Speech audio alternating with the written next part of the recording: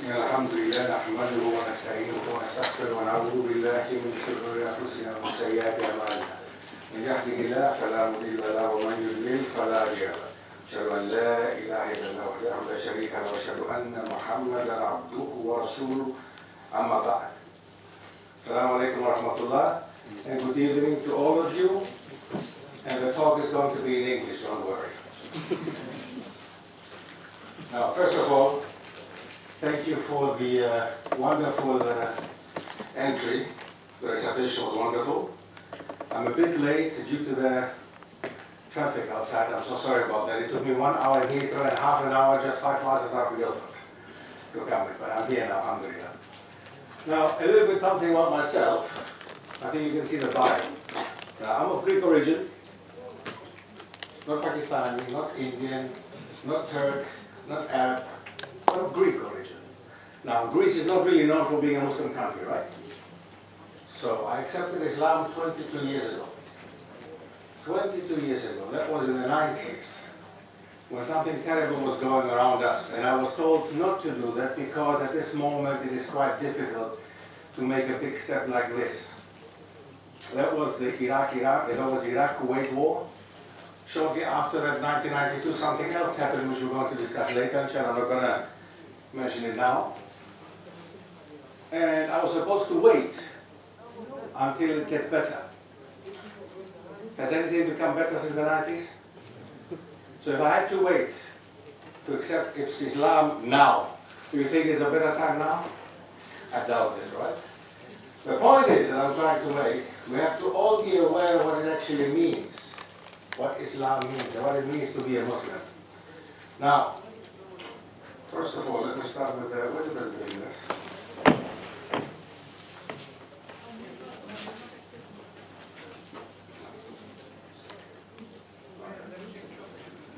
Let me start with one thing.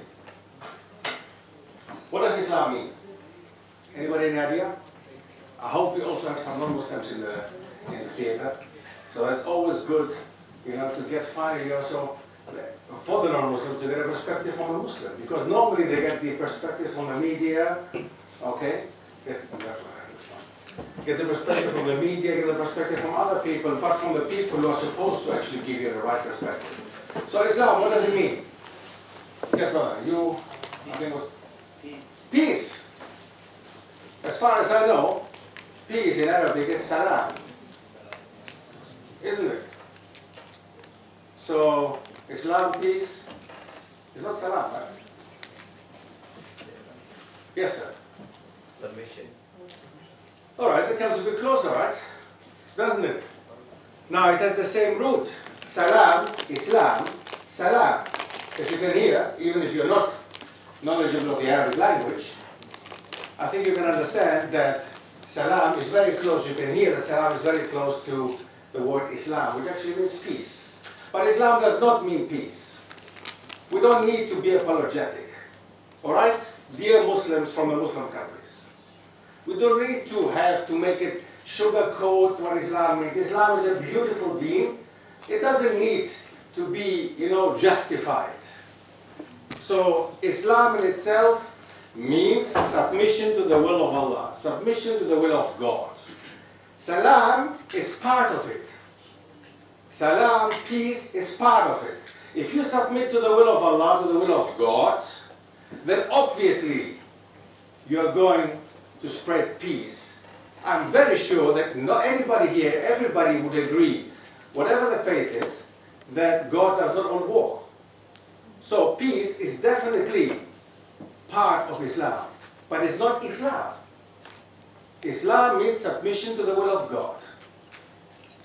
And every prophet and everybody who came to spread the message came as a Muslim.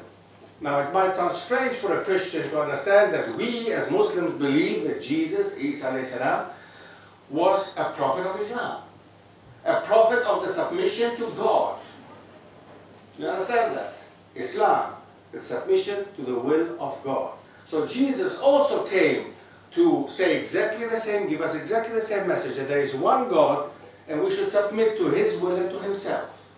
the same Moses before him, the same Isaac, the same Ismail, the same Abraham, and so on and so on. All previous prophets came with the same message. One God, submit to him. That was the main message.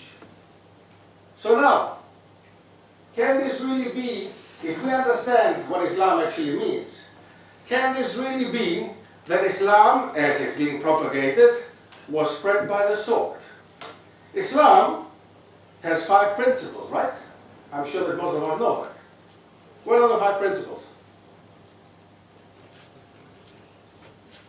5 pillars. What are the 5 pillars of Islam? Number 1. Shahada. What does it mean? Testimonial of faith of one God. What did we say before? The prophets came with this message. One God. Believe in one God and in nothing else. There's one God. Right? First thing. Second, the salah, the prayer. The salah, the daily salah. 5 times a day. Third, Song, the fasting. Fasting in the month of Ramadan especially, right? The month of Ramadan, fasting. Number 4, zakat, 2.5% over the yearly annual income. And last but not least, the Hajj. Okay, the Hajj meaning the pilgrimage to the house of Allah, going to Mecca, right? Now, these are the 5 pillars of Islam. Now, I want you to tell me where in these 5 pillars do you see force to accept Islam? Where in these 5 pillars do you see violence? Where in these 5 pillars do you see something that indicates anything of what the media has told us and you? Nowhere, right? There's even a surah in the Quran, there's even an ayat in the Quran which actually clearly says there is no violence, there is no force in our deen. And I would like to mention that I have to keep it to the name deen rather than religion, because deen is not translated correctly as religion in English. It's rather a way of life than a religion. It's more than just a religion. Islam is rather a way of life than a religion. Okay? Where in all this fits what we're going to do today? Where in all this fits history? Is there any importance to history in there? I think you have realized it's not a typical lecture like I'm talking to you, fall asleep, and at the end of the day there's a Q&A session asking the questions that I've answered already before. So please, I want you to participate. I want you to understand that there is no way that we're going to play professor and student. We're not going to do that. I want you to understand what we're doing. I want you to understand that there is more to understand in a lecture than just having to write down things that the professor said. So again, please, where does history come into all this? Is it important to us? Should history be important? Why?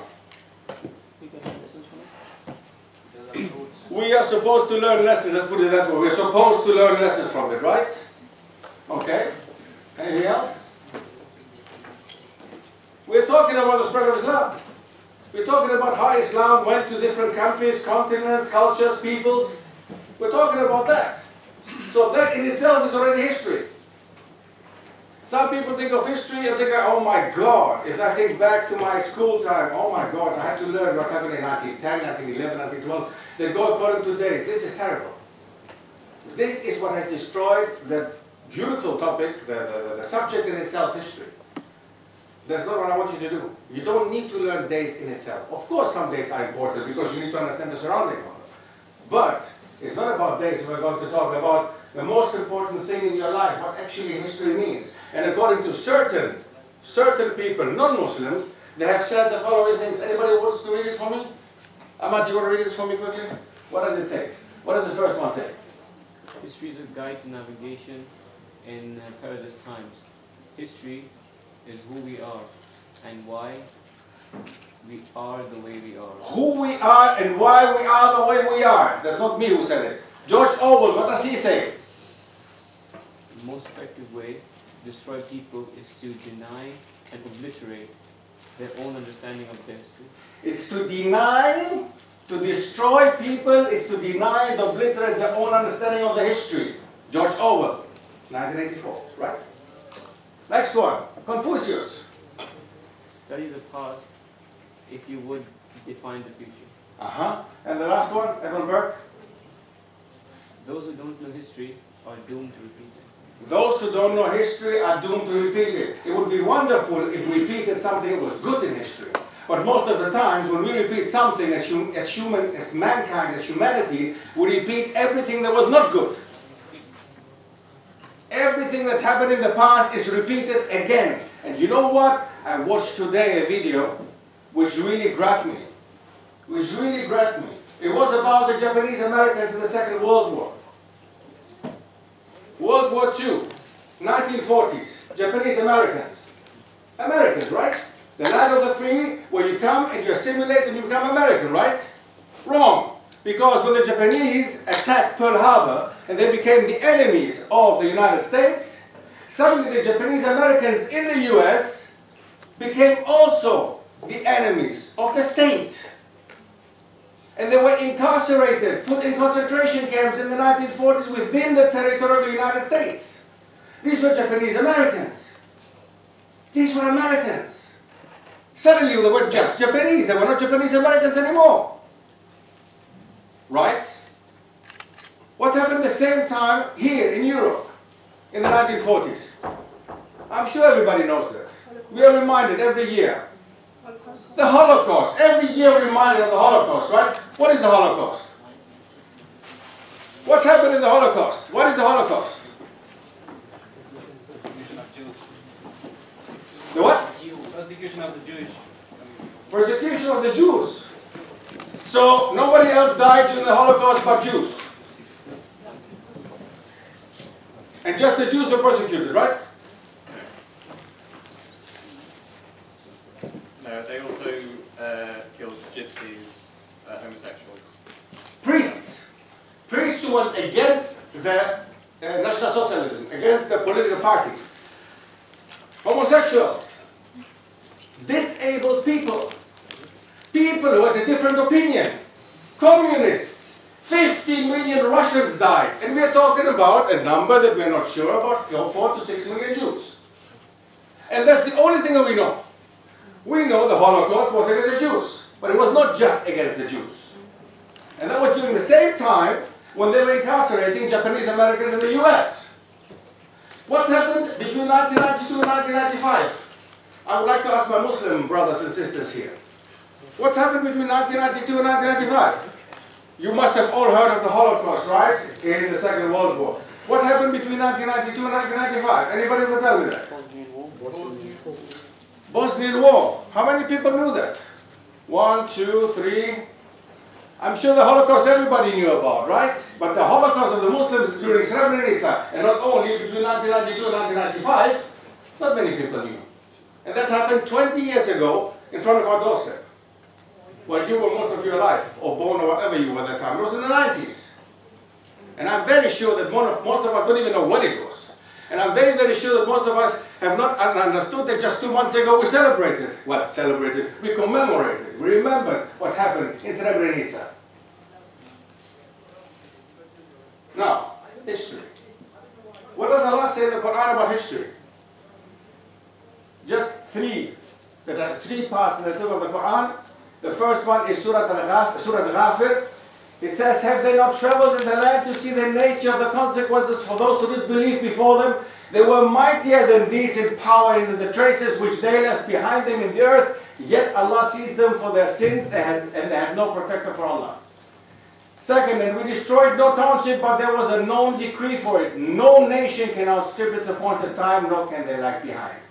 And last but not least, how many a township have we destroyed while it was sinful, so that lies in ruin, and how many a deserted well and lofty tower? Have they not traveled in the land so that they may have hearts to feel and ears to hear? For indeed it's not the eyes that grow blind, but it's the hearts and the bosom that grow blind. Allah is telling us, first of all, out of 2 out of 3 verses that I have here, He's telling us to go and travel and see.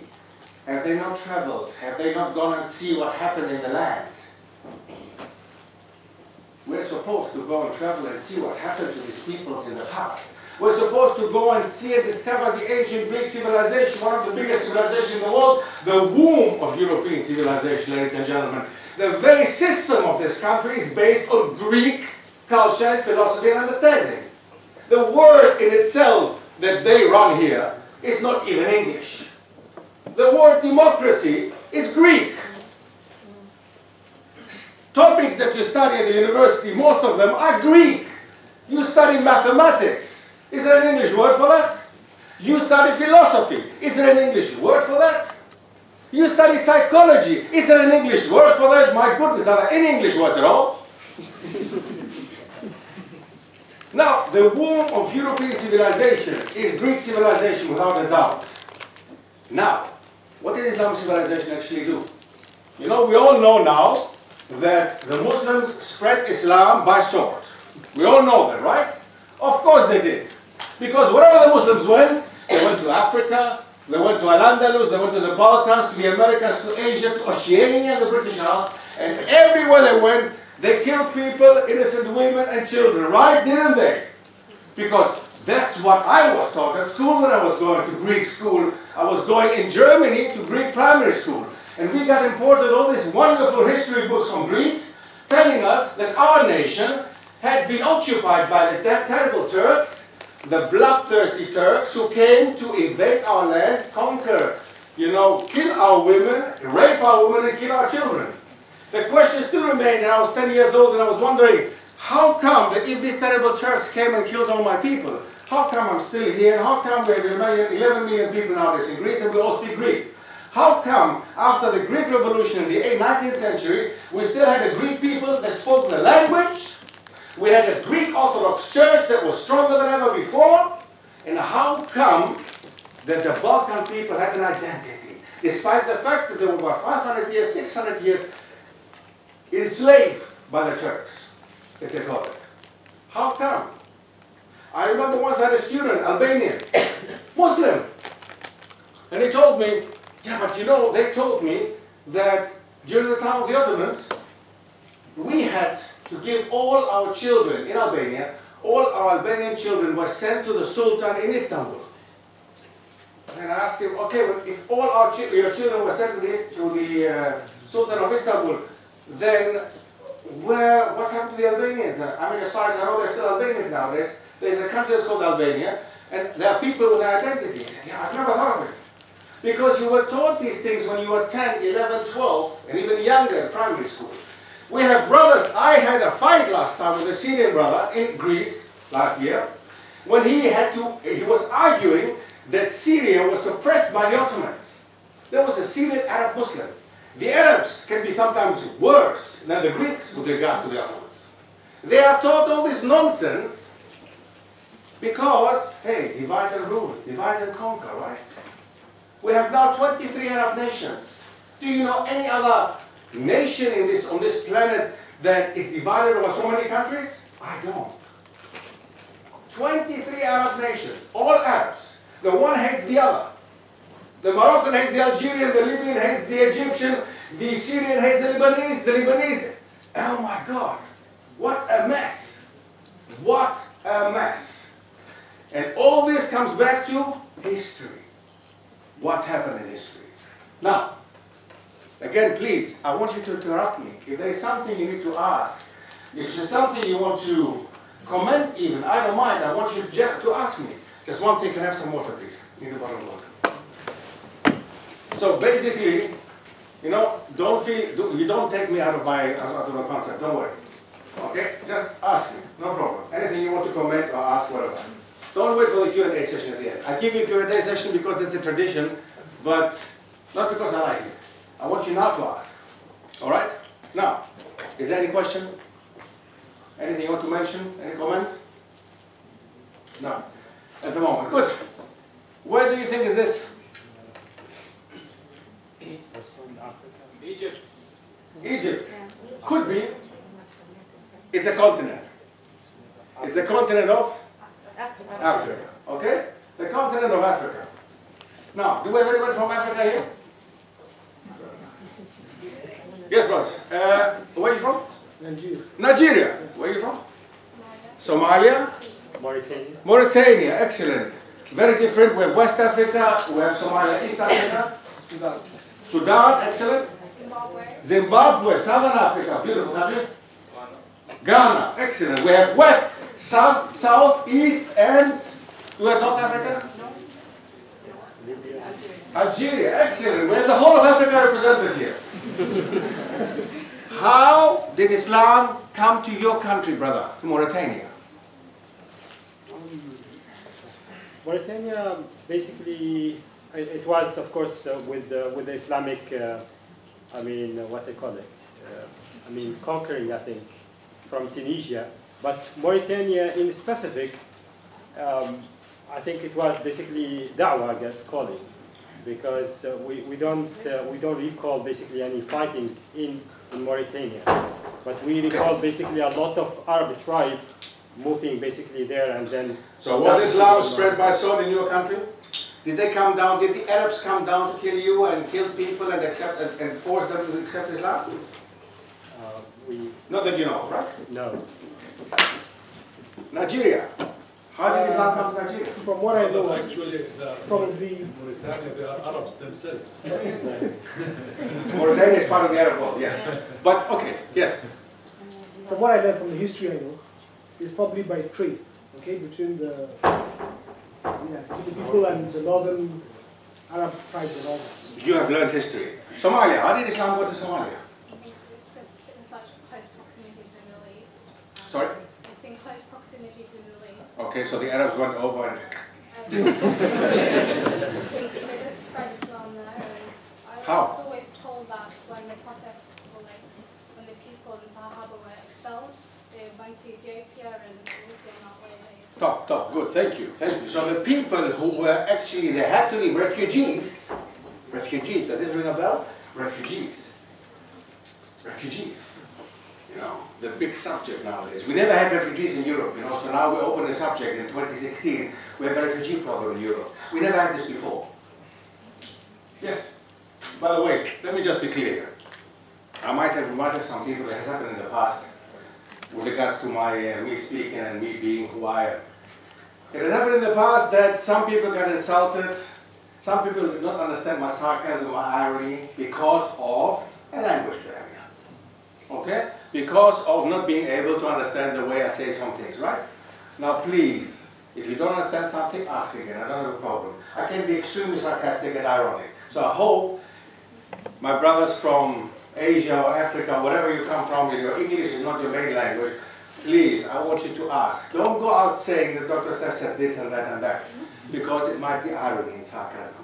Okay, let's go on. So, thank you. Next one, somewhere else we had, I think, Zimbabwe. Oh my goodness, yes, please, Zimbabwe. Oh, I love Harare. Harare or Bulawayo. Oh my goodness, game. So, wonderful country, honestly. I was there before the whole issue. Yeah. You know what? Yeah. I'm not Muslim myself, so I don't actually know. No problem. There's a future for you, inshallah. Mufti Mate is in your country. Have you heard of Mufti Mate? You come to me after that. You have to have heard of Mufti Mate. Now, Zimbabwe. Are there any Muslims in Zimbabwe, do you know? I'm not sure. You should know. Muslims everywhere. There are Muslims in Zimbabwe. Okay, and one of the biggest, actually, sheikhs of Southern Africa is Mufti Mate, and he is in Zimbabwe. Okay, now definitely Zimbabwe has beautiful Islamic center. Okay, in Harare. In Bulawayo there are some, but they are mainly from the Indian subcontinent. Okay, nice. Okay, so Zimbabwe. Okay, so Islam went to Zimbabwe too, but it didn't become a Muslim country. So as we just heard, there are some people who came from the Indian subcontinent that settled in Zimbabwe. Anybody else? Algeria. How did Islam come to Algeria? Okay. Again, fighting, killing women. Okay, so why did you guys become Muslim? Sword? Are you Muslim? So, okay, we'll talk about this one. And we had somewhere else. Yes, Sudan, right? Yeah. Sudan. How did Islam come to Sudan? It's mostly through contact with the Islamic Empire in Egypt, mostly. It was very gradual. So also fighting and No, jihad and... No. No. Wow, amazing, isn't it? I haven't heard one saying that actually the Arabs came down, killed their mother, and then they had to accept Islam. And in no way, in no case in Africa was this the case. Islam spread into Africa from two routes into Africa. Number one was the route that our sister mentioned over there. When we had refugees, the Sahabi who were actually persecuted, there was a time when Islam was persecuted in the very heartland of Islam, in Mecca. And these people had to leave. And they were given the okay to leave. And you know who took them? Who said to them, come to me, there's no problem, you stay in my country? You know who it was? Who was that? Sorry? Abyssinia is what? Okay? It's around the area what's not because they can't want to. So Abyssinia is what we call nowadays Ethiopia, Eritrea, Somalia. This whole area. The Eastern African part actually. The Horn of Africa. Now, there we had a Najash, it's called Najash. Okay, there was somebody who was a ruler of that area of Abyssinia, and he was a Christian. And he seemed to be a very pious man and a very just man, according to the sources we have in history. And when he received the Muslims, he allowed them not only to stay, but to stay as long as they wanted in his country, and to move freely in his country, after he listened to a surah that they recited. And that reminded him of his own faith, his own belief, Christianity. It didn't take him long, and this very man accepted and embraced Islam. This very man, the ruler of Abyssinia, accepted and embraced Islam shortly after the refugees arrived in his country. And that's how the first step was of the entrance of Islam into Africa. The Cape, okay, the Horn of Africa. There was no sword involved, in the contrary. It's exactly like we have refugees nowadays coming to Europe, right? Now, so there was no sword involved. These people were actually persecuted themselves. Number two, Egypt. Okay? Now the sister mentioned people coming from the Arabian Peninsula, the Arabs, going over into Egypt, which is the beginning of Africa, basically. So now, there, they did not go to distribute roses. Okay? They did not go to talk about the beauty of Islam. Yes, they did conquer, and they did fight. But, a very important point in Egypt now, who wanted them to come and stay then? Who actually invited the Muslims to help them out of the suppression that there was in Egypt that time? Egypt was ruled by the Byzantines, by my own people, by the Greek Orthodox people at that time. The Byzantine Greek Orthodox people, they looked down upon the rest of Africans and Egyptians. And they actually had put such a big amount of taxes on these people, they were suffering. So Christians, non-Christians and whatever Egyptians welcomed the Muslims because the Islamic system is much fairer and has more justice in it, especially towards the Christians and the Jews, than any other system. They recognized that and supported the Muslims to stay and to fight the Byzantines in Egypt. The Egyptian people, the very Egyptian people living there, supported the Muslims who came from Arabia to stay there and not only to basically settle there, but to move on. Many of them accepted Islam because they saw the system. As I said, the taxes were much more bearable under the Islamic system than it was under the Byzantine rulers. Although the Byzantine rulers obviously were Christians. Second entry, Islam in Africa. Now, anything else about Africa? Now, we should never forget that Africa, as we know it in the media, right? The dark continent, the terrible continent, like hunger and starvation and all this stuff, right? It is one of the nicest, if not even the most beautiful continent in the world. Okay? One of the most beautiful continents in the world with such an amount of culture and history that nobody has ever taught you that at school and me. Nobody teaches us that. We go to school, the only thing you do in history, if you do any history at all, especially in this country, the only thing you do in history is talking about the slave trade. Mentioning slaves coming from Africa. That's probably the only thing we think about when we think of Africa and African people, right? We think of African people, oh yeah, black people, slavery. Now, think of one thing. Where does the word slave come from? You see where the history, the importance of history comes again? Etymology, a word. If you don't understand where this word comes from, then you will never understand the history of slavery. Where does the word slavery come from? What does it mean, a slave? Who used this? Again, don't forget, the womb of European civilization is Greece. So it must be a Greek word, isn't it? And it is indeed. Slave means sklavos. These are the people who are still living in the Balkan nowadays. The Slavic people. Slavic, blonde, blue-eyed, tall, straight-haired people. They are no way close to African people. The Greeks, the ancient Greeks, used to love having slaves from this part of the world, from what is nowadays the Caucasus, the Balkan Peninsula and Russia. They loved having them from there, and they called them slaves because that's what they were, Slavic people. So slavery was never, had never a connection with color. Never. If you look at Athenian democracy, we're talking about BC here, then you will find black people living in Athens as free people. There was never an issue of color. Never. And especially not during the Muslim times. Even more so. Or even less so. Now, one thing that we should never forget, there were African empires before colonialism. African history does not start with colonialism in the 16th century. Long before. According to the National Geographic, the richest man in the world ever was Mansa Musa. Mansa Musa was the king of what is now as Mali, Ghana, the whole area, West Africa. He had so much gold that he would today, if you put him today on a list and compared him with Bill Gates would be on number 13. 1-3. Bill Gates would be number 13, whereas Mansa Musa would be number 1. And we're talking about, you know, starvation and poor continent. The richest continent in the world actually is Africa. And that's why it's raped. That's why it's destroyed by people, by certain people. Well, I can say that I'm double European, more European than any one of you. So by my people, by Europeans. It is clearly destroyed by Europeans. Clearly. Well, we don't have to hide, you know, we don't have to sugarcoat things.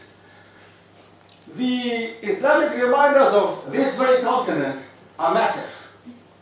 Actually, Africa is a lost continent to Islam, lost for the Christians. But on the other hand, in the year 1900, there were around 9 to 10 million Christians in the whole of Africa. By the year 2000, there were 300 million. Between 1900 and 2000, don't forget the time of the missionaries, Islam spread in Africa from the north because of trade. Traders went from the north down to the rest of Africa and spread Islam because people saw them praying. People saw them dealing with each other. They were honest people. There were people who would do business, but they would not put Islam aside for business. They wouldn't lie that time. I'm not talking about today. That time.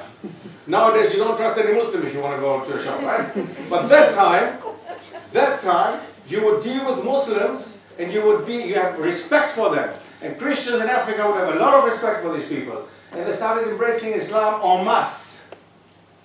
They started embracing Islam en masse. No sword was involved, and it's impossible to actually force somebody to accept Islam. 5 pillars of Islam. If you don't do these 5 pillars of Islam, as you as a Muslim, you can forget you being a Muslim, calling yourself a Muslim. So how can you force these 5 pillars upon somebody? How can you force these 5 pillars upon somebody? You can never make somebody Muslim. Never. So, conversion by sword is actually, by default, impossible. Impossible. Any questions with regards to Africa? There's so much to say. There's so much to say, but I'll just give you a small hint, small ideas. We don't have that much time to discuss everything, so I'm just giving you a small idea of the spread of Islam in the world, spread by the sword, right? Number 2. Where is this, do you think? Al-Andalus. What is Al-Andalus? So what was Al-Andalus? It doesn't exist anymore. Not only Spain. There's again a misconception, misunderstanding, like in Africa. Al-Andalus was not just Spain, but Spain and Portugal and Gibraltar. So, Spain and Portugal. Now, a very important point here. Gibraltar. You've heard of Gibraltar, right? You must be. We're living in the UK. What does it mean, Gibraltar? Any idea? Gibraltar. What does this mean? What is that? Oh? What? Europe? An Arabic name? Come on, guys. What do the Arabs do here in Europe? It's not Arabic name. It's Berber name. We're coming to that. Jibr at-Tariq. Jibr is Arabic for mountain and hill, right? Tariq. Tariq was a Berber. Tariq was a Berber. He came from North Africa. And now the brother mentions very correctly that in North Africa we had indigenous people living. Like we had indigenous people living in the Americas who don't exist anymore, in Australia and in other parts of the world. And then you had some people who think they were smart and they went to them and killed them basically all. In the end they became Australians and Americans. You know, the cowboy ones. So now, if we go back to that history, North Africa, Morocco has around 80% Berbers. It's a Berber nation. Algeria, a very big Berber nation, the majority of Berbers. When the Arabs came, they came with their language and with Islam. The Berbers accepted Islam within around 13 years. And once they had accepted Islam, Europe. Once the Berbers had accepted Islam, Tariq bin Ziyad was sent to Europe. Now the question comes. So didn't they come to conquer Europe? Didn't they come to conquer Spain? Tariq bin Ziyad was a general. He was an army, wasn't he? So he didn't come to distribute roses. So why did he come to Spain? In 711, in the place which is called nowadays Gibraltar. For that reason it's called Gibraltar. Jibr at-Tariq, the mountain of Tariq. Tariq bin Ziyad set foot as the first Muslim in Europe. Why did he come there if he didn't come to conquer Europe? What am I saying, you know? Because of course he came to conquer Europe, didn't he? Why did he come to Spain? Any idea? Why? No idea. There were issues between Very beautiful Islam. and Spain, and one of them asked them to come and help them against them. MashaAllah. Well, you can see also it's wisdom talking, you know. The man, MashaAllah, has learned something, MashaAllah, in contrast to us, I think, right? I'm very sure that you have never heard that, right? Have you? That there used to be once a king in Spain, his name was Rodrigo. They call him Roderick in English, right? I think Roderick, right? Roderick. Okay, Rodrigo. Nah? Sounds much better, doesn't it? So, the king of Spain was Rodrigo. And the king of Ceuta, which is nowadays still an enclave in the north of Morocco, a small part which still belongs to Spain, belonged that time already to a Spanish count. His name was, anyone ever heard? So there was Rodrigo in Spain. No? In English. Julian. Julian in English. Julian. Julian in Spanish. So we had the Julian, Count Julian, a Spanish count himself, being in a fight with the king in Spain, and he wanted his throne. He said, listen, I want Spain. So he decided the biggest party, the most important, the strongest party at that time were the Muslims in North Africa. So he decided to ask the Muslims, listen, you help me, I give you Africa, meaning Ceuta, the last part of Africa, I give you Africa, which has more to offer, and I get Spain. They're like, ah, yeah. You really want Spain? Honestly, what do you want from these people out there? But okay, if you want, it's cool. You give us Ceuta, we want Africa, we don't want Spain. We're not interested in Europe, we're interested, I mean Europe, guys, 8th century Europe. Has anybody got any idea what 8th century Europe looked like? I give you an idea. Middle Ages, Europe. No sanitation, no clean water, no possibility of going to hospitals. Doctors were corrupt. There was no doctor, actually. The priests were ruling. That was Europe of the 8th, 9th, 10th, 11th century. The Dark Middle Ages, as they call themselves. The Europeans call themselves, at that time, that period of time of Europe, the Dark Middle Ages. There's a reason why. But not for the Muslims. For the Muslims were the Golden Ages. The Middle Ages, or the Dark Middle Ages of Europe, were the Dark Middle Ages for Europe, and not for the Muslims. Now, Al-Andalus. So Rodrigo was supposed to give his seat to Count Julian, who asked the Muslims to come. They said, okay, we're going to send Tariq bin Ziyad with 7,000 people out there, we don't need more. Let him go to Spain. get rid of Rodrigo, you get Spain, we get Ceuta, done. What happened? When Tariq bin Ziyad arrived in Gibraltar in Spain, the Jews and the Christians begged him to stay there. The Jews and the Christians were suffering the same fate that people were suffering in North Africa at that time, under Byzantine rules. And don't forget, the people who were ruling Spain before were Germanic people, Gothic tribe. And they were giving them such a hard time that people were suffering under their own Christian rulers. And they begged the Muslims to stay and to exchange actually the rule for rather a Muslim rule than the Christian rule that they had, even if they were Christians, because they were allowed to stay Christians and to remain Jews, and they were allowed to build their churches and to take care of their places of worship, and they were allowed to practice their religions and faith freely, and the tax system was better. There you go. So for that reason they told him, Tariq, please no. Tariq reported back to the Sultan and said, listen, these people want us to stay. Many of them have accepted Islam already. Within 11 years, the Muslims had reached Tours and Poitiers, which are cities outside of Paris, 50 kilometers outside of Paris, in the south of Paris. They had reached already Paris, France, from Spain, within 11 years. On horse, fighting. And the people, instead of becoming less, they became more. 7,000 people arrived in Spain. They became, within 11 years, 50,000 people. What happened? As far as I know, when we fight, there are people dying, right? And not increasing. What happened?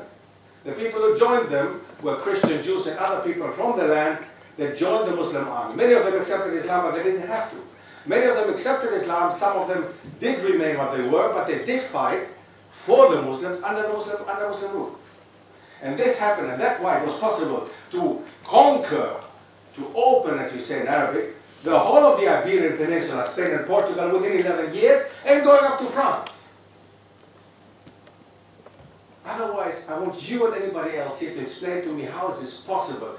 Hundreds of kilometers, that time, on horse, riding and fighting, and instead of losing men, and gaining power all over half of the west of Europe. So, Al-Andalus, Islam spread by the sword. Now, what happened once the Muslims were in Spain and in Portugal? Al-Andalus, the glorious time of Islam, not only in Europe but in the world. What happened? If you think of any invention you can think about, especially during that time, they actually mostly came from Al-Andalus. If you think of the oldest universities in Europe, because the oldest university in the world was where? Or is where? In Fez, Morocco. Who set it up? A woman. It was a Muslim lady who set up the oldest university in Fez, in Morocco. Yeah, but you know, our women, you know, they're suppressed, you know. I'm sorry, ladies, you know. My wife, you know, she's so suppressed at home, you cannot imagine. You know, you can just not imagine. I actually had to ask permission to come over here. You know, these very same ladies are the ladies that time fought in battles, set up universities, taught at universities, and anything else you cannot imagine. And Al-Andalus is the example, the basic example for what actually Islamic civilization can bring and has given to the West, especially opening Western eyes to the Renaissance. Right? Let me say it correctly in English, Renaissance. Because if I say Renaissance, nobody is there. So Renaissance. So anybody knows what Renaissance was? What is Renaissance? Yes, sir. It was the rediscovering of Greek culture. Basically going back to the ancient times, exchanging even words, using Greek and Latin words in their languages like Spanish, Portuguese, and so on, and German and English. But how could they do that? Because they looted the Royal Library of Cordoba when Andalus fell. And not only this one, I mean, there was just one incident that happened, that's right. But what about before? We're talking about 700 years of Muslim rule in Spain. What happened the whole 700 years? We were worried about the end of the world, because that's what being Catholic. Well, the Catholic Church was worried about also keeping the subjects where they were, right? And it's, yeah, well, during that time that the Catholic Church was worried about something like that in Europe, European intellectuals, even from British Isles, would go down to Cordoba and Al-Andalus in general and would study. they would study, as you come to study here, and you have to study it in English, they have to come down to Al-Andalus and study everything in Arabic. They have to learn in Arabic first. They have to learn the language of the devil nowadays, right? They have to learn this language. Again, sarcasm. Going back, going to Spain, learning the language, Arabic, in order to be able to become doctors, in order to be able to become philosophers, in order to be able to become psychologists or whatever else they became at that time. That was just possible to do during the Middle Ages, was just possible to do it in Islamic Al-Andalus. Okay? Now, what happened after that, let me not go too deep into it, it's just fact of our European history. You know, I was accused already of being, of having a problem with Europeans, teaching you how to hate Europeans. I was accused of that last time already. And I would like to remind you that I'm double European, right? I'm Greek and German, right? And it's not about hating or looking down on people or whatever. It's about finally hearing the truth. And I'm fed up, and I was fed up, after having been 13 years in German school, and another 5, 6, 7, 8, 9, 10 years, universities and whatever, and nobody has ever taught me these things. I had to do it myself. I had to find out myself what I'm teaching you here now. What you hear now, most of these things, and we're talking about 20, 30 years ago, right? Well, there was no book written about Al-Andalus. Nowadays, you will be able to find something about Muslim Al-Andalus, Andalusia. You will find some books being written, especially in English. We had nothing 25 years ago. Nothing. It was something totally unknown. And when I came across, when I was around 15, 16, and I came across the idea of Muslims, Arabs, being in Spain, I was like, what are these guys doing in Spain? Now, if you look around Spain, you will find so many reminders of the Muslim past, despite the fact that most of them were destroyed. Still you will find some there. Now, not only did we have Al-Andalus, the period of Al-Andalus also included countries like Portugal, Spain, France, and Switzerland. Switzerland used to be once for 50, 60 years part of the Muslim Empire, believe it or not. The Muslims used to rule Switzerland. From the north, St. Gallen, up to the south, Geneva. That was all part of the Muslim Empire for around 50, 60 years. So exactly at the German border. Okay? Imagine. Unbelievable. And where did they come from? This was the Andalusis, as they call them. From Al-Andalus, they went over to France, stayed and made an own base, which is called Fraissinet, in the south of France, which is in the Provence. That was nowadays is a very small village, unimportant. This village was once the base of the Muslims in France, and from there on, they went to Switzerland. And they did business and trade in Switzerland, and they were recognized by most of the European rulers at the time, who were doing trade and business with them. Of course nobody will teach you that. Of course nobody taught me that. Of course not. It would go against the principles of Europe to understand, to see that there was Islam is part of our history as well in Europe. Imagine. Imagine we have European Islam. Even if we try to hide it, we still have European Islam. Even if it happened in the past that you just got rid of the Muslims, because let's be honest, in 1492, when the Spanish Christian kings came down, Queen Isabella came down from the north and conquered Granada, the last Muslim city in Spain. When they conquered Granada, they signed a treaty, ladies and gentlemen.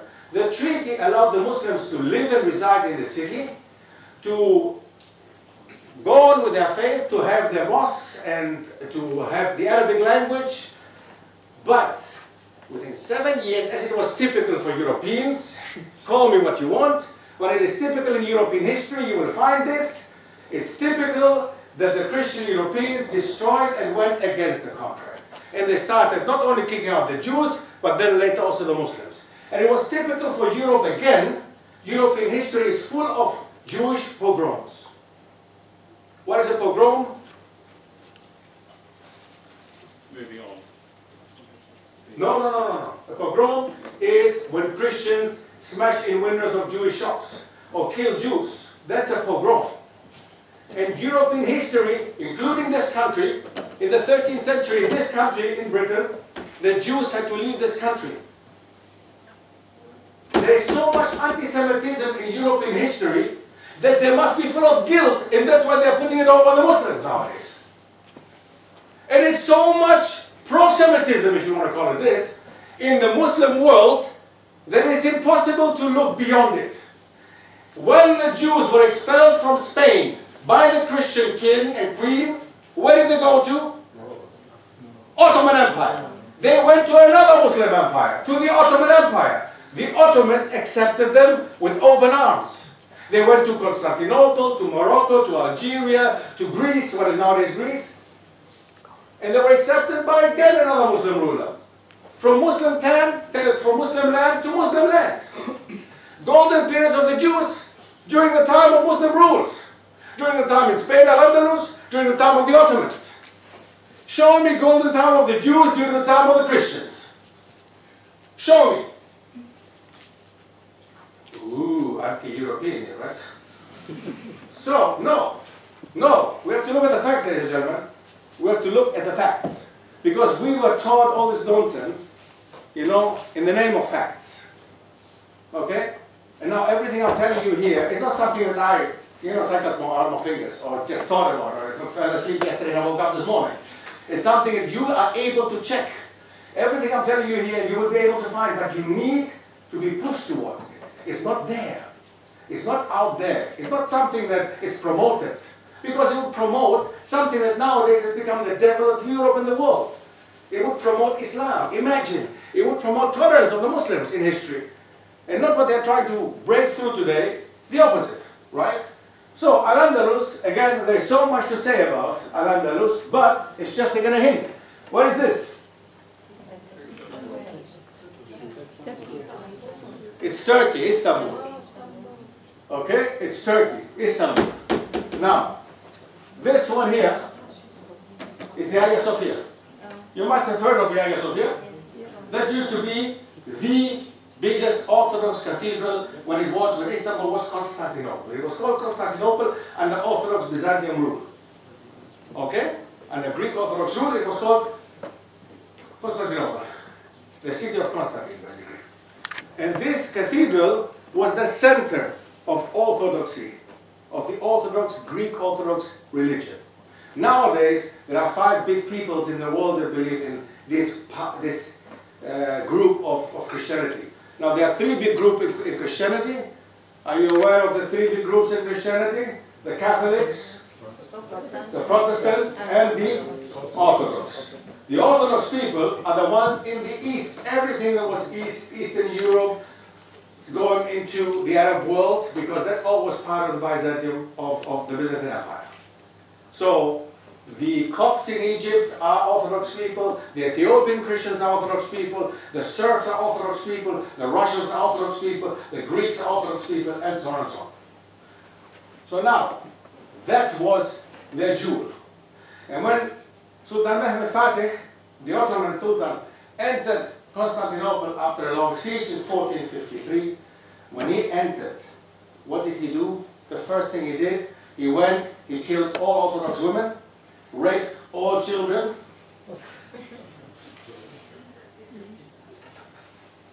No. What did he do? On horseback. He went into Constantinople to this cathedral and he prayed 2 rak'ah. Allahu Akbar. He made 2 rak'ah. This is a bloodthirsty Turk who came to kill our women. You know, the first thing that they wanted, just a sec, the first thing that they wanted, according to European historiography, was to gain this pearl of the Orthodox area, region, and make it theirs. Because Prophet Muhammad had talked about this already in a hadith, right? We know, I think all of us, we know the hadith. Prophet Muhammad mentioned that Constantinople will be opened by a very pious man. Okay, Sultan Mehmed Fatih, yeah. Yes? Well, the Hagia Sophia was the site of the very last massacre of the siege. So when he came into the city... you mean they killed all the Christians in there, right? They killed a lot of them. Including Sorry? They killed a lot of them. That's not true. That is not a fact. That's a lie. That's a Greek lie. According to the Greek sources, yes, they put women and children and they gathered them together and actually they went to find refuge because obviously there was a cathedral. They went to find refuge and women and children were all in there. And according to certain historiography, the Turks came and they put fire on it. That's a lie. That has been proven historically, that's a lie. It didn't happen. That never happened. That is just propaganda again. But in history, you know, the point is now try to find the real sources. And you know what? There are real sources that are authenticated. And indeed, historiography nowadays has gone back and says, yes, that never happened. You will find it. Many historians, and I'm not talking about Muslim historians, take it out of that. You will find non-Muslim historians, you will find who will talk about it, even Greeks, who will say, that is a fabrication. That is not true. That never happened. But it fits nicely with the propaganda that went on later. You know, the terrible Turks, what they did to the women and what they do to the Christians there, how terrible the Christians are. But in contrast to that, we had travel documents from French, English, German people who went to the Ottoman Empire during the time, and they've given us a picture of the Ottoman Empire, which in the end allowed them to stay in the Ottoman Empire rather than coming back to Europe. So there is so much, and this is authentic, there is so much you can find, there is so much propaganda going on, that even people who study history, or even people who are into history, believe a lot of lies because they've become facts according to them. Okay? They have become facts. But unfortunately, or fortunately, it's a lie. Okay? That never happened. And the cathedral became a mosque, yes. Because people also say they came, they made everything a mosque. No. That became the central mosque of Istanbul. And do you see the structure of this one, for example? This is the blue mosque, Sultan Ahmed Mosque. It looks exactly like that, honestly. You go to Istanbul, you don't even know which one is Sultan Ahmed, which one is Hagia Sophia. They all look the same. Why? What happened? Mimar Sinan, for example, one of the biggest architects of the Ottoman Empire, copied this architecture, which is not Turkish as we say nowadays. And I would like to tell my Muslim brothers and sisters, please now, let's be honest and fair towards everyone. There is no Turkish in it. This is Byzantine. This is Byzantine Greek style. Okay? All our churches in Greece and in Serbia and in Russia are like this. And they were there before the Ottomans. So what the Ottomans did, when they came to Constantinople and opened Constantinople, they copied the architecture, and you know why? That's again the beauty of Islam. Because of tolerance of Islam. Because they did not want to change the structure of people where they were living in. They did not want to change the architecture. They wanted people to live in the city and to leave the city as it was, intact. And they even employed Greek Christian architects to build other mosques and other buildings with the same architecture. This is tolerance in Islam again. If you look at Muslims going to Africa, have you ever seen such a mosque in Africa? No. You know why? Because there are no Turks in Africa. There are no Turks in Africa, and because it's Africa. So what do? When you go to Mali, you go to Mauritania, you go to Gambia, you go to Senegal, what do? You adjust the architecture according to the people living there. That is tolerance of Islam again. Within our history, in architecture, you will find already what Islam actually means. They did not impose an Arabic structure on them. They did not impose a Byzantine structure on people who were not in that part of the world, but they simply made mud mosques in Mauritania, in Mali, in Senegal, and in Gambia. Mud mosques, beautiful. If you go to Timbuktu, if you go to other places in Goa, if you in Gao, if you go to Janneh, if you go to certain places, you will see what the mosques actually look like in that part of the world. They're African mosques. No connection to Europe? Of course not, because they're African mosques. And not a Gothic, ugly cathedral taken from Paris and put it in the middle of it. Because that's what the French did. I'm sorry, but a dark building, look, you know, in Africa, in the sun, looks ugly. It's a dark, ugly cathedral. If you go to Notre Dame, to Paris, you will like it because it's Paris. It fits in the environment. But you cannot take Notre Dame and put it in Côte d'Ivoire, Ivory Coast, and then say, oh, how beautiful. What beautiful? You know, I mean, let's be honest. Let's be honest. And this is part of Islam as well. Fitting into the surrounding, into people's understanding, people's culture. And this is something I would like to criticize today's Muslims don't do. Our parents, your parents and our parents who came here to this country, Muslims who came from Pakistan, from India, or from Africa, wherever they came from, and they established themselves here and were allowed to build mosques, they built them according to where they came from. They make Ottoman-style mosques, they make Pakistani-style mosques, they make Bangladeshi-style mosques. I haven't seen a British mosque in Britain. Do you understand what I'm saying? Nowadays, Muslims go crazy about things that were so normal at that time. That's why I'm saying one thing. If you want to understand Islam, please, please, believe in 22 years of Muslim struggling and fighting with born Muslims. Believe me, it's a disaster. You know, it's a disaster. We have in the Muslim world people who are totally loco. You know, we have people in the Muslim world, and that's why we have the problem we have now, down there. You know, people who call themselves Islamic State, whatever nonsense they call themselves. If we know our history, we know that this down there is a facade. It's nonsense. This is not Islam. And this can never be an Islamic State. Because if you look at the Islamic State, which we have in the past, we had in the past, we can see what history actually means, what an Islamic State was and is and should be. And not what is presented as an Islamic State. But the problem is we don't know that, because we haven't learned our history. And we are not supposed to learn it. Now, with regards to the Ottomans, a lot of things are told against them, especially in the Balkans. But also, Arabs in their countries, they are taught all the nonsense you cannot imagine what they are taught. And they believe that there was a war.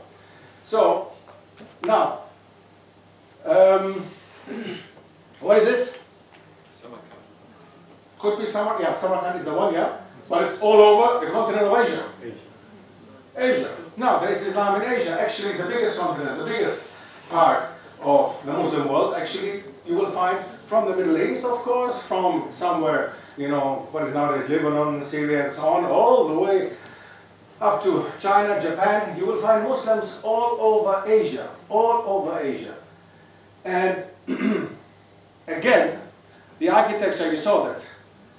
This is architecture you will find in Asia, fitting to Asia. And not African architecture, and not Arabic architecture. You will not be able to find a mosque like this, which is in Samarkand or in Central Asia. You will not find this mosque in Africa. Of course not, it doesn't fit. I'm not saying it's not beautiful, guys. It is beautiful, but beautiful for Central Asia. That's where it belongs.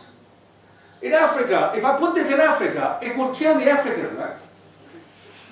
What is that? You know?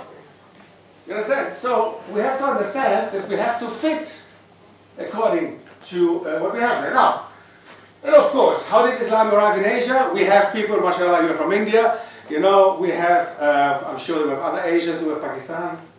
For sure we have Pakistan, okay. We have Bangladesh, obviously, for sure also, right? And anybody Chinese? China? All the way. Ni hao. Okay. China, Japan, anybody? Japan? That's a good. No. Okay. Now, we have Asian, we have Islam in Asia.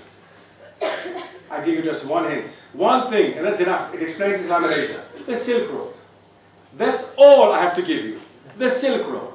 Just check what it is, find out what it means, check the history of the Silk Road, and you will understand that there was no sword, no blood was no blood flow at all in Asia with regards to the spread of Islam. Impossible. We have in China nowadays a big, big minority of Muslims, which in China is a tiny minority. 100 million people is a tiny minority in China, but it's more than Arabs. There are more Chinese Muslims than there are Arab Muslims. But it's a tiny minority, insignificant in a country of 1.8 billion people. And how did Islam get to China?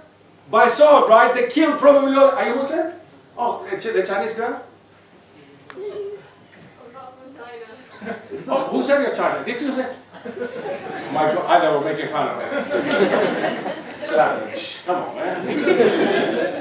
Not nice, not nice. Not nice. It's like, you know, have you ever heard of this lady, you know, this American lady who went to Istanbul? She went to Istanbul. She was a singer. And she was shown around Istanbul. And she was in the European part of Asia, of Istanbul. And she was, oh, beautiful, oh, fantastic, oh, it's really great, oh, fantastic, amazing, great, ooh, yeah, yeah. You know, Americans. And then,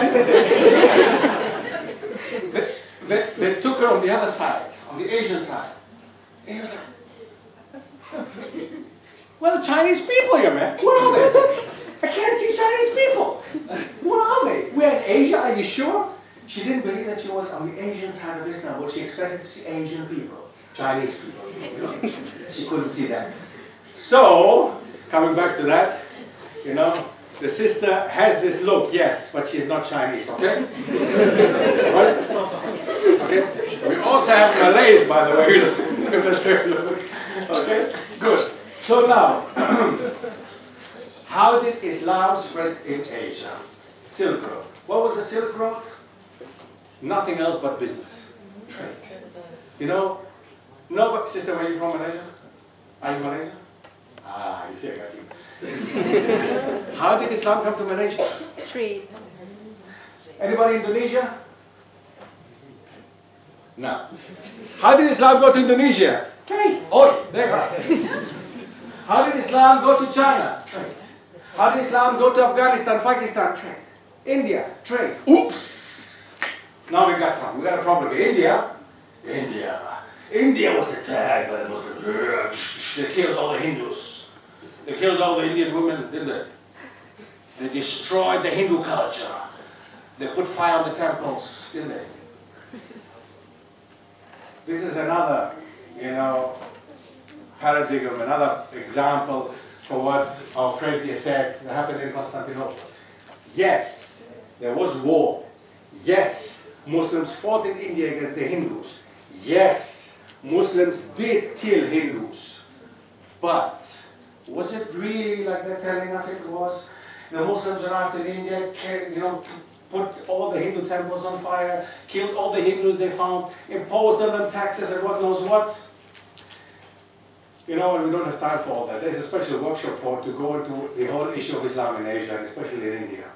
Most of this is lies and propaganda against the Muslims, especially in India. Because we should not forget, the Mughal Empire and every other empire before in India were Muslims. Right? It was all Muslim ruled. India was mainly Muslim ruled. And the Hindus are nowadays the majority in India, as they were the whole time. If really the Muslims wanted to kill them and get rid of them, they would have done it. We wouldn't have any Hindus nowadays. So this is a kind of propaganda, like it's typical in the Balkans and in other parts of the world, propaganda to actually make Islam look bad. But if it was like this, can it be like this? I want you just to ask your question yourself. Can it really be like this? The Muslim rulers were ruling as a minority over a majority, and the majority has come out as majority nowadays. Nowadays, India is a Hindu country, mainly 100 million, 120, 140 million Muslims, even more. So, and then Pakistan developed. All this used to be once India. Pakistan, India, Bangladesh used to be all one India once. Right? So trade again. What a pity. We cannot find swords here, man. We cannot find blood. We cannot find fights. We cannot find really something that really happened according to our historiography, what we learned. Now, where is this here? This is Australia. This is Australia. Now, what does Australia have to do with Islam? I mean, come on, man. The Muslims in Australia were in the 1960s, right? 1950s, 60s, you know, some Albanian, Turkish migrants fled the communist regimes and went to Australia. Wrong. Wrong long before, in the 19th century already. No, 19th century, sorry, what am I saying? 19th century was English. Long before, Australia in the north, the Northern Territories, where there's a city called Darwin nowadays, they used to have contact, trade contact, with whom do you think? With Indonesia. With the whole archipelago. So at that time there was no Indonesia, Malaysia, so all this. So if you look at Australia, how close they were to Indonesia, you will understand that it makes sense. And in the Northern Territories of Australia, oops, there used to be Muslim villages. There were Aboriginal people, the real Australian people, not the cowboys, the real Australian people, the Aborigines. They had accepted en masse again Islam and had built villages. There were Indonesian traders who came and settled in the Northern Territories and married Aboriginal women. This gave them, of course, children who were second and third generation Muslims living in Australia. Real Australian Muslims. There were villages before, and we have found these facts. You will find this in British historiography. You will find it that people describe when they arrived there. Captain Cook arrived, for example. When they arrived and they found these Muslim villages, the first and utmost important thing for them was to destroy them and put them on fire. Take the children away. That was, by the way, common policy in Australia. Okay, it was not just done that time, but it kept being done until the 1950s.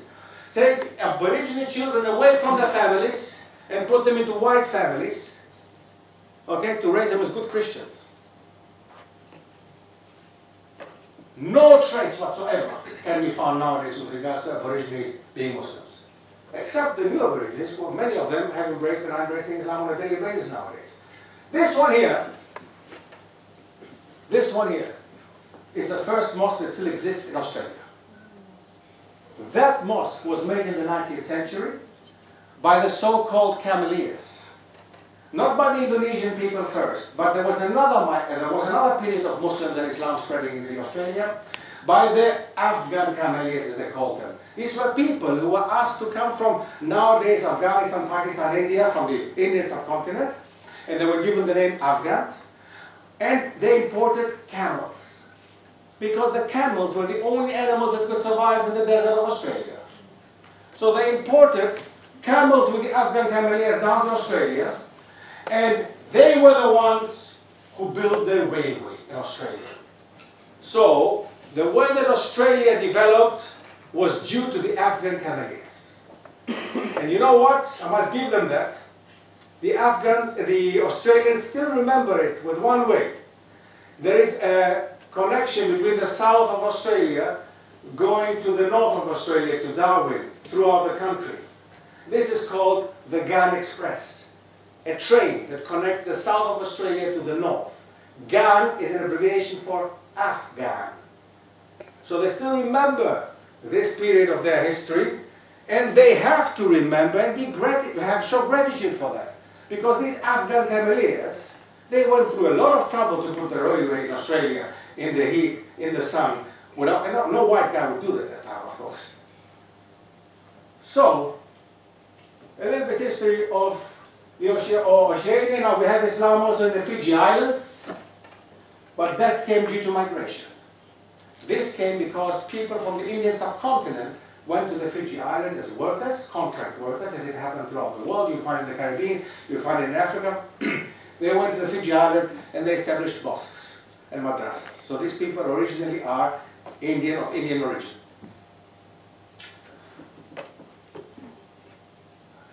Okay. Now, the British Isles. Now, Islam in the British Isles. Now, I'm very sure that everybody will agree with me that Ali and Muhammad and Ahmed came in the 1960s did not come with a sword here, right? When they came here from Pakistan, some of them at least, when they came from Pakistan, they did for sure not come for da'wah, did they? They did not for sure not come to spread Islam. Why did they come here? They came for work. They came for work. But the point is now, Islam in this part of the world did not just come in the 1960s. But Islam in this part of the world, and we have traces, and you can go to the British Museum in London, and you will find the coins by King Offa. Have you ever heard of him? King Offa from Mercia. He has minted coins where it says on the one side, La ilaha illallah. It's the declaration of faith. There is no God but Allah. That's the declaration of faith, the Shahada. He had minted a gold coin, not one, but he had minted gold coins. And as far as we are aware, King Offa of Mercia was a Christian. He was not a Muslim. But this declaration of faith on the coins, that is quite big, I think. And you can find them still in the British Museum. They are there. And this is, we're talking about the 8th century. 8th and 9th century. Now, this is just a small play just to see what, okay. Now, why is this all important now? Why are we doing all that? Why do I find history and something like that is important? Of course, under the big headlines that we have today, was Islam spread by the sword?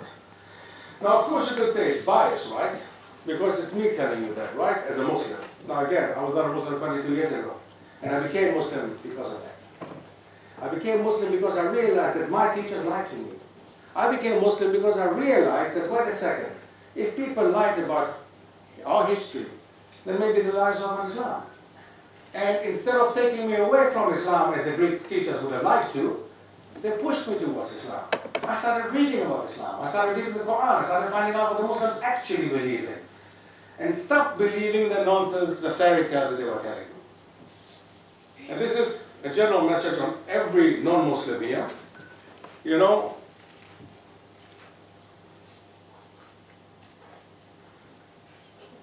do this. You think whatever is up here, and you think you know, do this. Okay? And then you start over again. Non-Muslims, start over again. Fill it with knowledge. Fill it with authenticity. Fill it with sources that are out there nowadays. We're not in my time. In the 1990s, as I said, there were no books available about the things that I'm talking about now. So, fill it. Look into Islam from a different light, finally. You have looked into Islam from all this. You know, you're now 20, in your 20s, whatever, older. Now, all this time, you have looked into Islam and all this stuff from a normal perspective. Look into it now from a different perspective. So I'm trying to give you the different perspective. All right? Now, I'm not going on now, I'm going to stop exactly here. Any questions there are? Because I know that some of you are waiting for the Q&A session. Unfortunately, I have to do that traditionally. I would have liked you to ask in between what actually, I would have liked you to participate in between. Now, please, any question, anything you want to ask, anything you want to mention? Has it answered the question? Was Islam spread by the sword? Was Islam spread by the sword? Do you believe this? Islam was spread by the sword? We will look a little bit deeper into when people say it was spread by the sword, right? Yes, sir. Go ahead. I was just about to say that this is quite big, and people do mention Islam is spread by the sword. But I find, by contrast, in today's day and age, capitalism and similar systems are pushed through a barrel of a gun and forced on people. But like you highlighted, when Islam spread, people accepted it and spread it because they believed it, or they accepted the rule. But when these other systems are spread, people reject them, and there's a civil war. And we find this all over the Middle East and all over the world. So I just wanted to highlight that contrast. Okay, thank you very much. One point I think that was not mentioned clearly, or maybe, I don't know if I mentioned that, we have to understand also one thing. I started with Africa. I started with, actually, my most beloved continent. I started with Africa, not because I like it, not only because I like this continent, but why do you think I started with Africa? With a Muslim history. I started with Africa. Why? Remember the two routes. How did Islam go to Africa? Abyssinia, right? So the refugees coming from the Arab Peninsula and arriving in Abyssinia and being hosted and welcomed by a Christian ruler who embraced Islam after having known, getting to know the faith. And the second one, Egypt. But now, the important thing here is also, during the time that this ruler, this Abyssinian king, accepted Islam, Arabia was still pagan. Arabia was still pagan. No ruler in Arabia had accepted Islam. So Islam settled first in Africa under the ruler, or under an African ruler, before it settled under any other ruler in the Arabian Peninsula. Have you ever thought of it? Have you ever thought of it? The Abyssinian king was the first Muslim ruler to accept, Islam. The Abyssinian king, Africa. In Africa, the faith went first and settled there. Yes, it did come from Arabia, meaning yes, our Prophet Muhammad was an Arab. But there you go again. He didn't look into this one like nowadays people telling you, what are you doing this Arab religion? Some people call it Arab, some people call it Turkish, like in my area, they call it Turkish religion, the others say Indonesian religion, whatever they say. There you see, you know, nationalizing something that has no nationality. It doesn't make sense. Okay? Because for the same reason I can say, well, you Christians then, hey, you know, Jesus was Swedish, right? Wasn't he? Blonde, blue-eyed, right? Wasn't he? Right? He was blonde, blue-eyed, right? Yeah, well, don't forget, the colonialists who went to Africa gave exactly this image to the African people. Worship blonde, blue-eyed people, right? That's what they were, white. So, you know, this is who we are. And this is what we're giving through to you. So, keep worshiping. So you have to understand how Christianity went to Africa. Christianity went to Africa, especially to the rest of sub-Saharan Africa, after Islam. Islam had reached already Africa in the 8th and 9th century, but Christianity hadn't.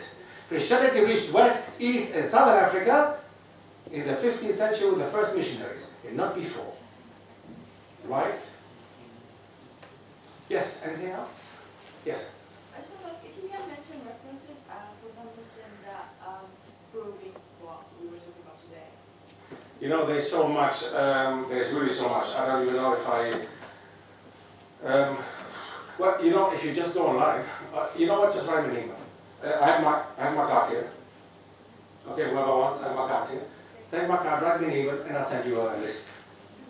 Certain, I mean, just a concise list. You know, you can check. There's so much nowadays.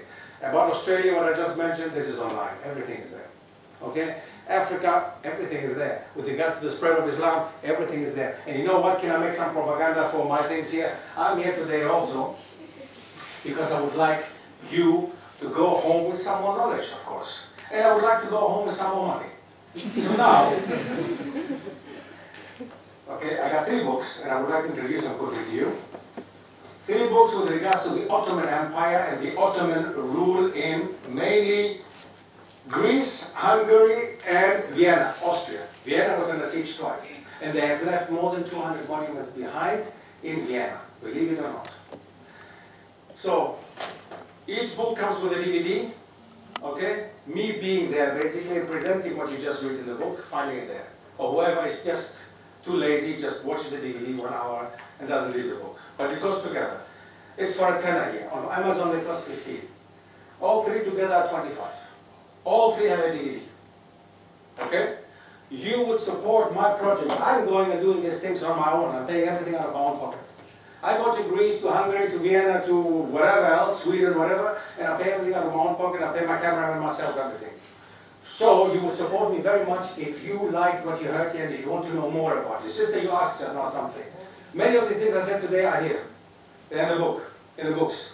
Next to this one, there are 3 DVDs about Arabia, about the Muslims in the Benelux countries, which is Belgium, Netherlands, and Luxembourg, and the Ottoman capitals. Okay? The massive Ottoman Empire, which all of them will give you a little bit more an insight of the Ottoman Empire and of the Ottomans, and something different to what we have heard before, something different to what we were taught. So please, you would support this project big times, what I'm doing here, the Lost Heritage Project. And if you want maybe for, I don't know, sometimes in some eyes it's a problem for the ladies, they want it maybe separately, whatever they want, we can do that. Yeah. But the spread of Islam in the Indian subcontinent, yeah? Didn't it spread with Babur coming? There were many different steps. Mahmud Ghazanvi and all them guys. Sorry? Like Mahmud Ghazanvi, who actually came, destroyed temples. He did that, and he looted temples. Yes, he did. But many others didn't. Many others accepted even the faith, Islam, together with Hinduism. And you know whom I mean with many others, don't you? And if not, we can talk about it later. But this is something very personal. We can talk about it later, inshallah. But we're talking about a period of how long were the Muslims in India? Yeah. Very long time, centuries. Now you mentioning one person? Yes. Certain Muslims did destroy Hindu temples. Yes. Certain Muslims did do something against their minorities. It happened. But I'm talking about the whole history. How did Islam come to India? When it was there already, certain rulers did it. But did it come like this to India, killing Hindu scholars and burning temples? Did it come like this? Did they do that? In the initial stage? No, they didn't. They didn't. Okay? And they're telling you also propaganda, like they tell us in the Balkans, like they tell people wherever. There's a lot of propaganda. The problem is you have to figure out what is authentic and what is not. Because anybody can come out there and just say something. It's his right, his mouth. Now the point is, do we believe in it? This is our right and our duty to find out if what this person said is right. And we have to go scholarly accordingly. We have to go the academic ways of how to believe. You at the university, you know, or you should know, you should learn how to actually look into sources. How authentic can these sources be? How authentic are certain sources? Do we believe certain sources? Why don't we believe and reject certain sources? And in history, this is a very, very complicated issue. Yes, ma'am. So are you saying that our school textbooks are basically, you know, the people who said the books are either stupid or liars? Do you believe what you were taught in India? Everything that you were taught until now was right? With regards to history? I'm talking about history. Do you believe everything was true? Part of it was. Part of it was. Do you believe everything was true? No. Right? Not everything. Yeah. Why do you have difficulties admitting it? You want to tell me that everything you were taught in India was true? In the school books. You believe all that it says in the school books, everything it says there is true? No, it's not really. I can tell you that now already. Even if I don't know all school books in India, I can guarantee you that they're not all correct. Not everything that it says in there is correct. Alright? Yes, ma'am. Just wanted to ask, how did Prophet Muhammad spread Islam? Prophet Muhammad, that's another story. That was with regards to him in Mecca and Medina. For 13 years being in Mecca, he spread Islam with talking to people and reciting Quran. That's what he did for 13 years in Mecca. That's how Islam spread. And it spread among people who were from a middle class, lower class, you know, like slaves, or people who were from a lower class. Okay? And these people were the people actually, or most of them, were asked to migrate to go to Abyssinia later, right? Because they couldn't fight the enemies. So 13 years in Mecca. Then he was invited in Medina, which established an Islamic State. People before already from Medina had gone to Mecca and had accepted Islam and established an Islamic State in Medina. And then he was invited to come and settle in Medina under an Islamic State. Again, no sword and no fights were involved there. And when he went back to open or to get back, I'm not going to use conquer, because Rasulullah never conquered Mecca. How did he get Mecca from Medina back? He rode by horse into Mecca and everybody had given up. Right? The Meccan people did not fight Rasulullah and the Prophet Muhammad. And there was no bloodshed at all involved, Mecca. Is this correct? Alright. That's how Islam spread in the Arabian Peninsula. Yeah, anything else? Just to add on that origin of Islam in India, in the south of India, Islam came through the trade through the spice route, which you mentioned. You mentioned about the Silk Road, but spice route is another major way. Kerala, for example. Kerala, exactly. Newsiri Sports, that was the center where they did, and through the fair trade of the Arabs, Islam spread. And also another thing was, India is very unique in that way that we. It's the origin of 4 world religions, right? We have Buddhism, Jainism, Sikhism. So they have very strong spiritual background, and they have. It's a massive country. Exactly, and they have theology which goes way before Islam, right? And coexisted through Sufism. Islam spread. We found that coexisted with Hinduism and other religious faiths.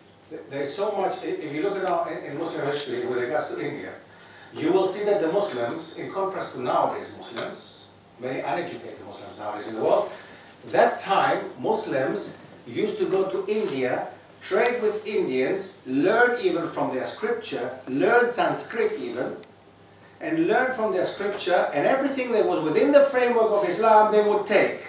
Now that's the problem here nowadays. The framework of Islam. We have made the framework of Islam like this nowadays. Nothing fits in there.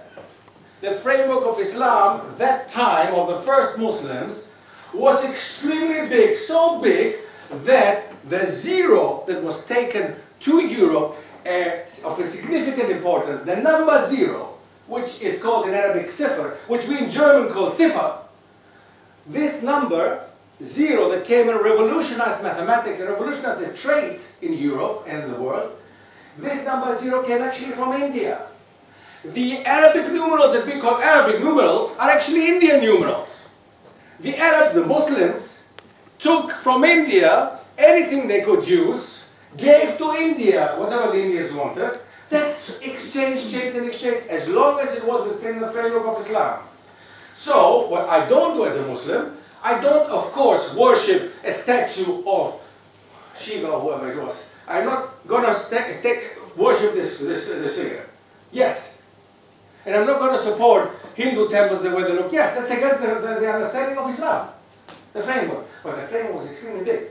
The Chinese, the Muslims, learned so much from the Chinese culture. Chinese culture is one of the oldest in the world.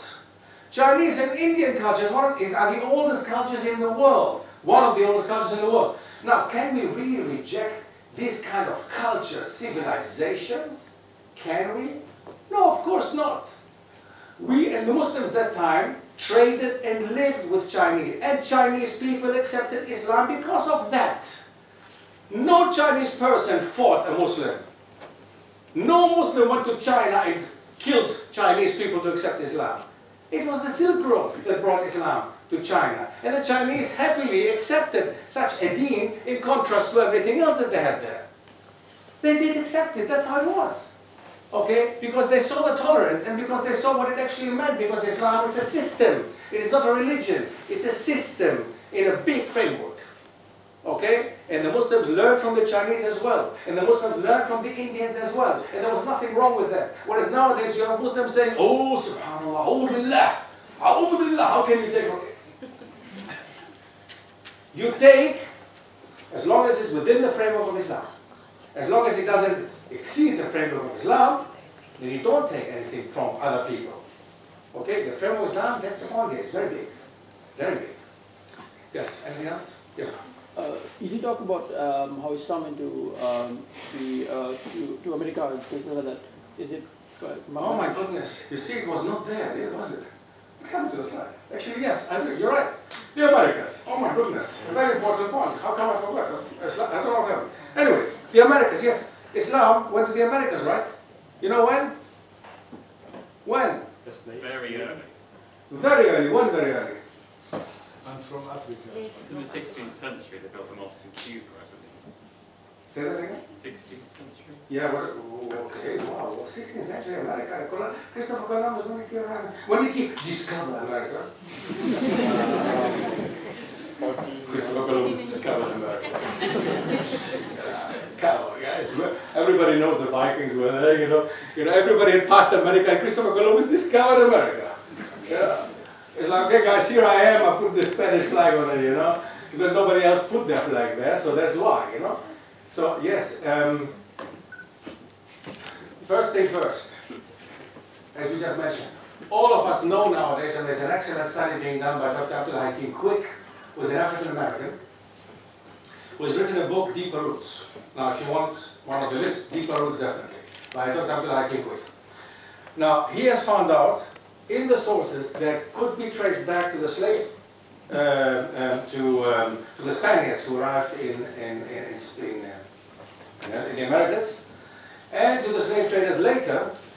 There were already black people living on the islands of, for example, the island of Hispaniola. Okay, the island of Hispaniola, which is nowadays divided between Haiti and Dominican Republic.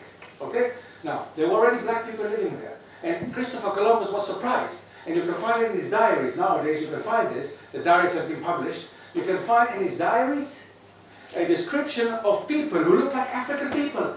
And he was going mad. How can this be that African people are here before me? So, there were Africans already that had arrived in the Americas. And they were living there with indigenous people.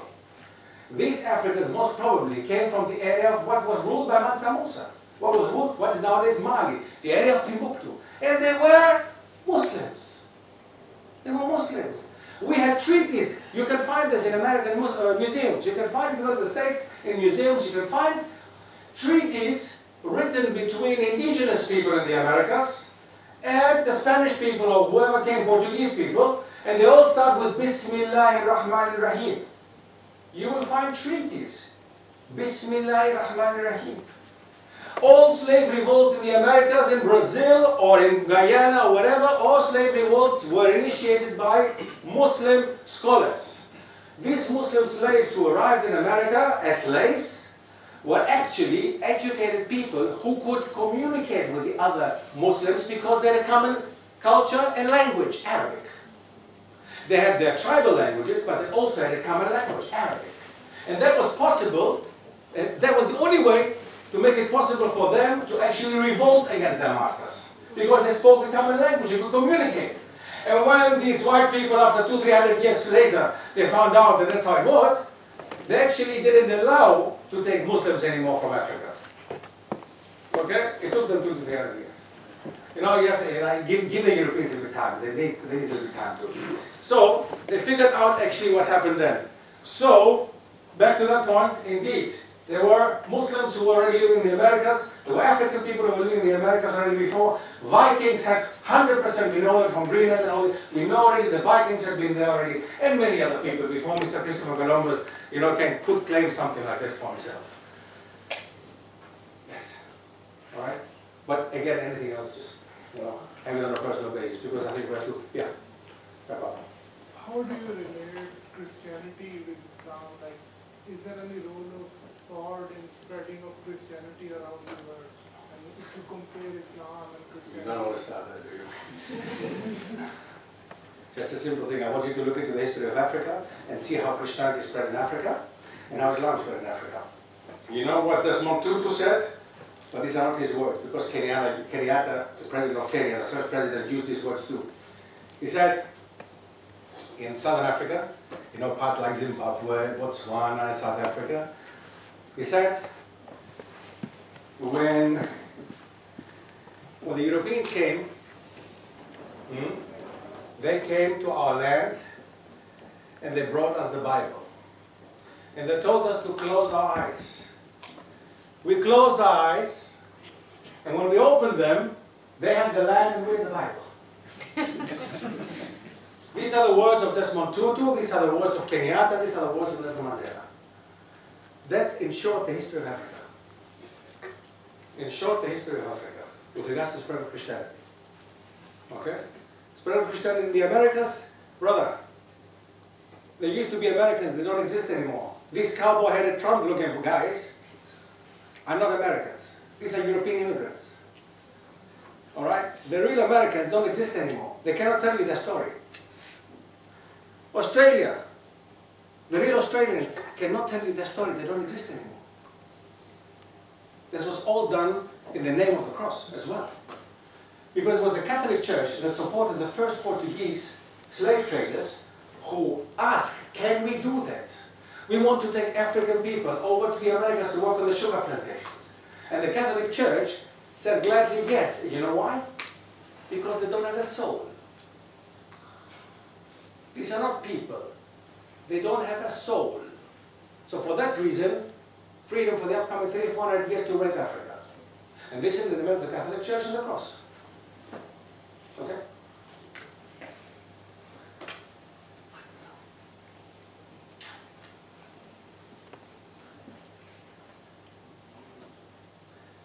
Okay, if we're, I think we're too long.